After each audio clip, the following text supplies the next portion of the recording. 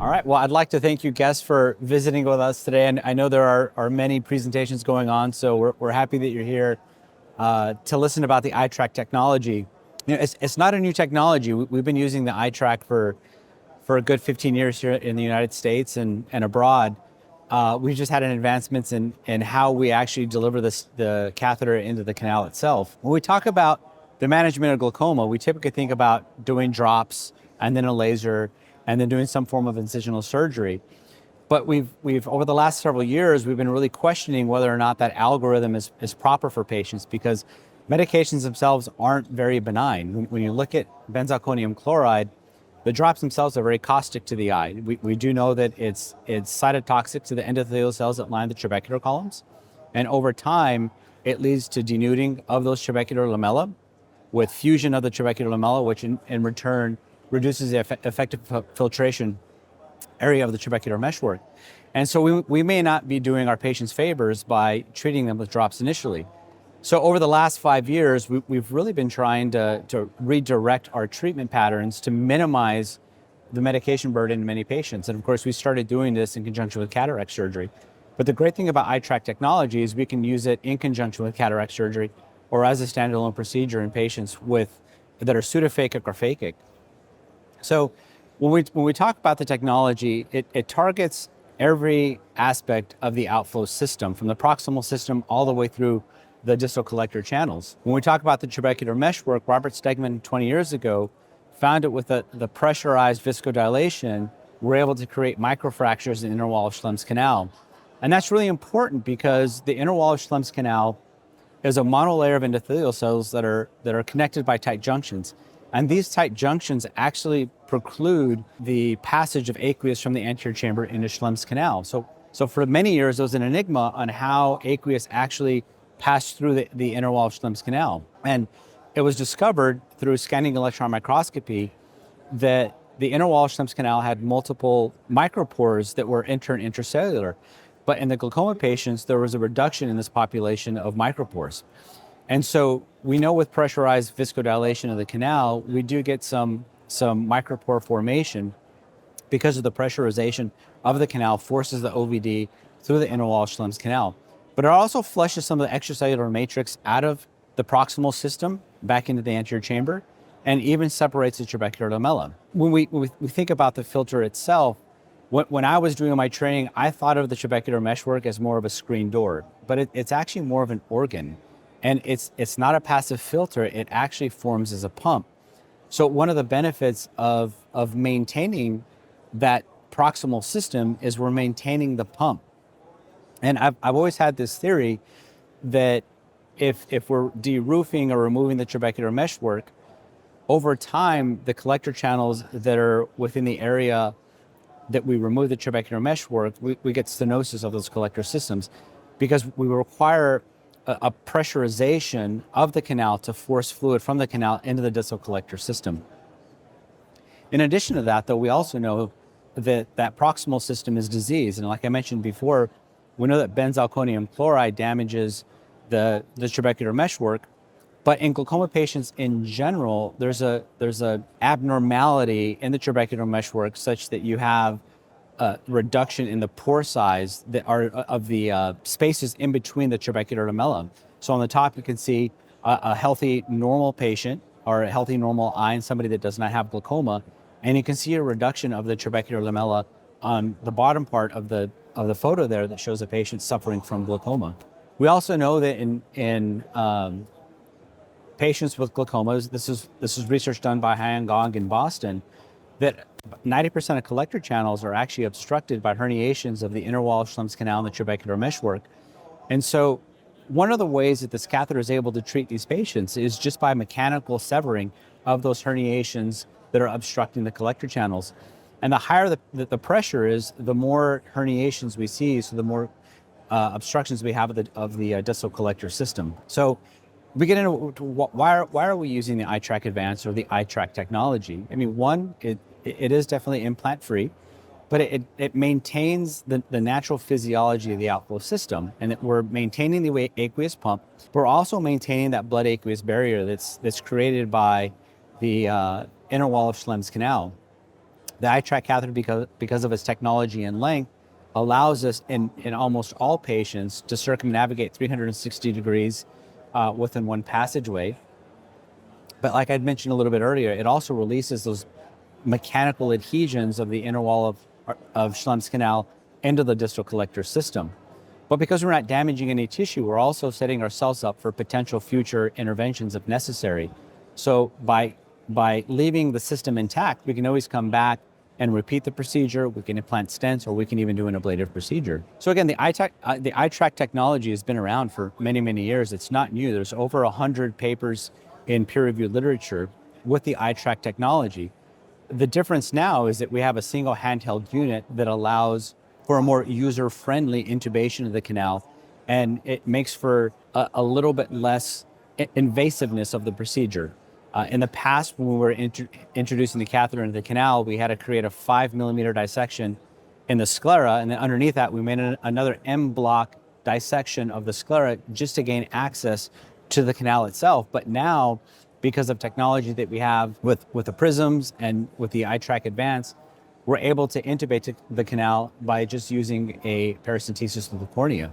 So this is a video of what we were doing back in 2008, and you can see the large dissection in the sclera.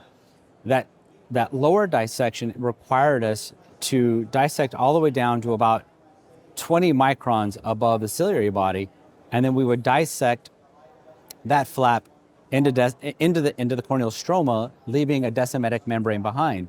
And we had to depressurize the eye in these patients because we feared that if we left the eye at physiologic pressure or hyperpressurized, it would blow out that decimetic membrane. So I have a little video here that we can play that shows a procedure of us intubating the canal. So here I'm dissecting that lower section of sclera, and you actually cut that away to create a scleral lake. But once you circumnavigate 360 degrees, you tie a Prolene suture to the catheter, and as you're extubating the canal, we're leaving that suture in place and creating a little tension. And we initially thought that it was very important to leave this tensioning suture in place, but when we looked at the 3-year data from the pivotal trial, there was a subset of patients that were unable to receive the tensioning suture because we were unable to circumnavigate 360 degrees. And the percent reduction in IOP and medication burden was very similar between the two subgroups, and it's really made us rethink what's the purpose of making such a large incision in these patients and manipulating the conjunctiva, which could potentially preclude us from performing a filtering procedure in the future. So it made us rethink the procedure itself, and we wanted to identify new ways of intubating the canal without the tensioning suture. And that's where we developed canaloplasty, but using more of an ab interno technique. So with the iTrack Advance, this is now the second generation of how we're intubating the canal. In the past, we were manipulating the iTrack catheter intracamerally with microsurgical forceps, and we were making a small opening in the trabecular meshwork and feeding the catheter, intubating the canal with microsurgical forceps, and then pulling the catheter out. So we were in the eye a little bit longer, and it was a little more cumbersome. But with iTrack Advance, because it's a single handheld delivery system, we just go through a paracentesis that's created anywhere from 2 to 4 clock hours away from the nasal angle. And we're able to intubate the canal 360 degrees without having to manipulate the catheter with microsurgical forceps. One of the most important aspects of this catheter is the fiber optic tip, because there are times that hardware wants to dive posteriorly. There's some discussion. Some people say that it's going through a collector system, but I always have to disagree with them in a sense, because collector channels are about 80 microns in diameter, whereas the catheter bulb is 250 microns. So what's actually happening is the catheter is diving in the suprachoroidal space. But here you can see the delivery of viscoelastic and just how much volume we're able to get out of the catheter. The other benefit of this catheter specifically is we can titrate the amount of OVD that we're using to pressurize the canal and distal collector system. If you're using a lower molecular weight OVD, the OVD actually is able to emit a little bit quicker out of the catheter than if you're using a higher molecular weight. And that's important because it's going to dictate the rate at which you withdraw the catheter from the canal. So with a lower molecular weight OVD, you can get the entire volume of the OVD out of the catheter in about 18 to 20 seconds, but the higher molecular weight OVD can take up to a minute. And I've always used a higher molecular weight OVD because I think it has a little bit better efficacy. So you just have to ensure that you're giving the catheter time to emit all of the OVD out of the catheter and into the distal collector system. So this is just another video that's showing the pressurized viscodilation. And one thing that I want to point out is just how much blanching you get in the episcleral system. I don't think that there's another device on the market where as you're delivering the viscoelastic, you can see the blanching of the episcleral system. So this is a video by Paul Singh. And he always has such incredible videos where he can actually show pulsatile outflow of heme from the episcleral system. But here he's going through a paracentesis. He's making a very small incision. One thing you want to try to avoid is nicking the limbal vessels because it can stain the coupling agent you have for your gonio prism and it might interfere with your view. But again, once you intubate the canal, you can see that fiber optic tip just flashing. And so you're always 100% aware of where you are. And after you circumnavigate 360 degrees and start to withdraw the catheter back into the injection cannula, you have your technician deliver the OVD through an injector system the technician is using. And it's very user-friendly. And here you'll see in a second the incredible amount of blanching that'll be pointed out. So I'll let him continue with his procedure. Most of the time you'll see blanching at the limbus. Sometimes you'll see aqueous vein of Asher. And so he highlights what to look at, and you'll start to see the blanching of that episcleral system. And this is before the catheter even reached that area.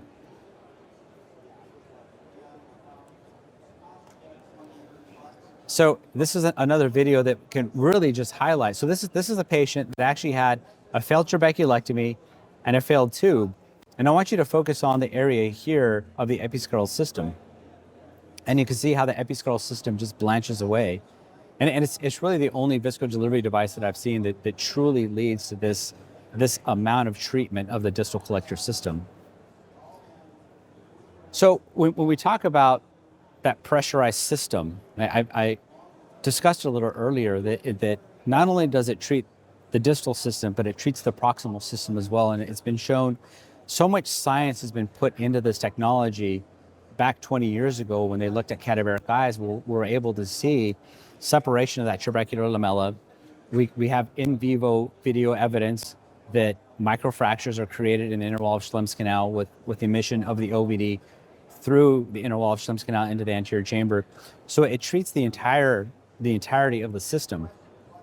So you can also use trypan blue so that you can see the emission of fluid into the distal collector system. Of course, Mahmoud Kiami was one of the pioneers of the ab interno technique to introducing the canal. But one of the things that he wanted to point out here is that even though the trypan blue is in the catheter, you're getting some of the OVD. So this is stained OVD with trypan blue, and you can see it being emitted into the anterior chamber. So it's actually flowing through that monolayer of the endothelial cells in the inner wall of Schlemm's canal into the anterior chamber. So you know that it's also working on that proximal system. And then you can also see the blanching of the distal collector system at the same time. And here's another video. So this is the video of a misdirected catheter, and this is why the fiber optic tip is so important. I've not only seen it with iTrack, but I've seen it with many other devices on the market.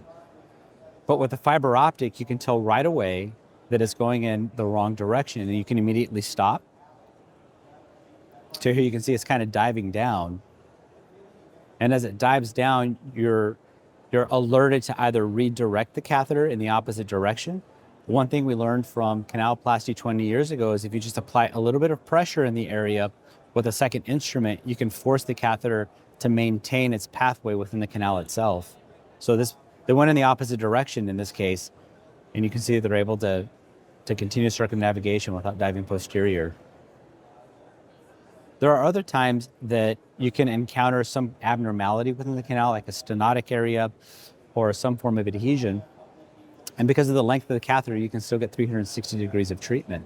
But here you can see they're focusing on the amount of blanching and changing to the episcleral system. All right. So what do we expect? I mean, so the data is real. We know for many, many years that this hydropressurization using the eye-tract catheter allows us to not only reduce intraocular pressure, but reduce medication burden. And we've published data in ophthalmology. We published our 3-year data that showed a significant decrease in intraocular pressure from the 19s to the 13s with about a 50% reduction in medication. And so this is also just a continuum of a number of papers that have been published. This is our 36-month data that is published in ophthalmology, and you can see that significant drop in IOP. And it's almost Zen-like, if you will. We're getting pressures in the low teens. And we saw this through all spectrums of glaucoma. We saw it from mild patients to severe patients and different kinds of glaucoma patients, where we had secondary open-angle glaucoma like pigment dispersion, pseudoexfoliative glaucoma, and primarily primary open-angle glaucoma. So what kind of patients would you use this in? So obviously you want to have somebody that has an open angle. If they have a synechial closed angle, the entirety of the proximal system is covered. So you can't really do it very well in those patients unless you're able to sever those adhesions and open up the angle.